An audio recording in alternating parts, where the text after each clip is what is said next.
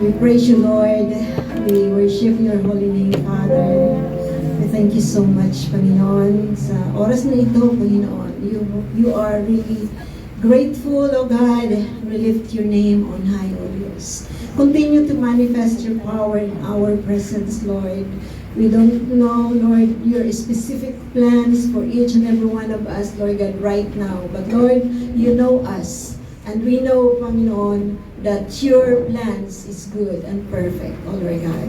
Father, whatever things you are going to do, whatever, O Lord God, any one of us, every one of us, Panginoon, is going through, we know, Lord, that you are always there, Lord.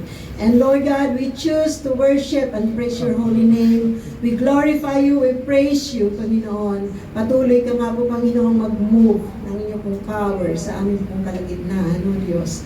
Maraming salamat sa buhay ng bawat isa. Patuloy ka, Panginoon, mapapurihan sa buhay ng bawat isa. We know, Lord, that each one of us, Lord, are your creation, O God. At tunay nga kung tinawag niyo kami sa lugar na ito, Panginoon, upang kayo ay purihin at sambahin at pasalamatan, Panginoon. Lord, maghari ka sa lugar na ito. We glorify your holy name. We praise you in Jesus' name. Amen and amen.